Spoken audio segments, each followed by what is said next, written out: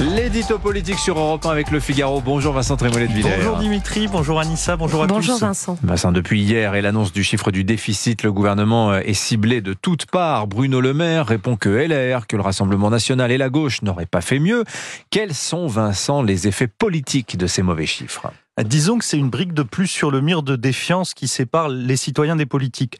Le problème, c'est moins le pourcentage, 5,5 plutôt que 4,9, que le sentiment d'avoir été trompé par un pouvoir dont on connaissait les limites dans le gouvernement des hommes, mais que l'on croyait fiable dans l'administration des choses.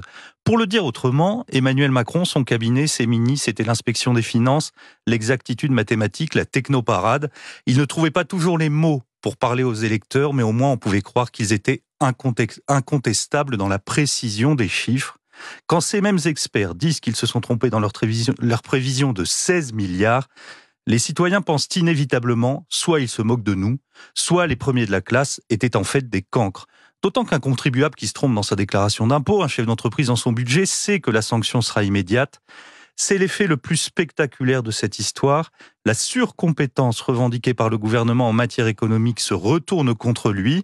Ces mauvais chiffres mettent le pouvoir, si j'ose dire, cul par-dessus dette. Ces mauvais chiffres font aussi revenir, Vincent, le spectre de l'impôt. Oui, c'est là que politiquement les choses deviennent explosives. Emmanuel Macron a baissé les impôts des plus fortunés, réduit ceux des entreprises et n'a pas augmenté ceux de la classe moyenne supérieure.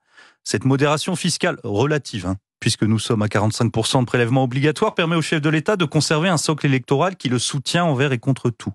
S'il cède sur les super-profits, comme sur toute autre hausse d'impôts, il perdra ses derniers fidèles.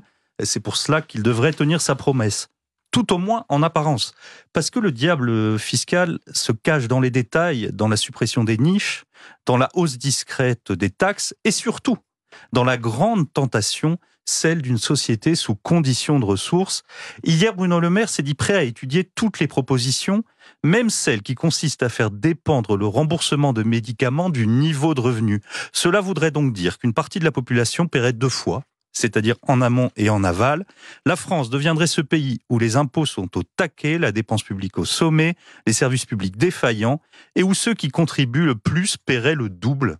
C'est open bar pour le trésor public, mais c'est le meilleur moyen de déclencher la révolte des contribuables. Reconnaissez aussi, Vincent, que les Français n'ont jamais été très sensibles au sujet de la dette et ils trouvent très naturel, quand ça va mal, d'aller demander de l'aide à l'État. Oui, je reconnais que les Français ne sont pas à avoir de contradictions et que l'État entretient de façon malsaine leur dépendance à la dépense publique. Aujourd'hui, les oppositions rivalisent de sérieux, mais dans le passé, on les a connus beaucoup plus cigales que fourmis. Pierre Moscovici joue les pères la vertu, mais franchement, c'est le socialisme qui se moque du macronisme. La vérité, c'est que cela fait longtemps que ceux qui nous gouvernent pensent que la politique, c'est gagner du temps.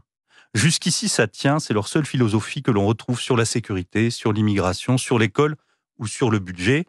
Jusqu'ici, ça tient, jusqu'à l'heure où ça ne tient plus. C'est ce moment de cristallisation que nous vivons dans les finances publiques. Alors concrètement, ce sont les Français qui, à la fin, mettront la main à la poche. Politiquement, c'est Emmanuel Macron qui risque de payer l'addition. L'édito politique sur Europe 1. Merci Vincent Trémollet de Villers.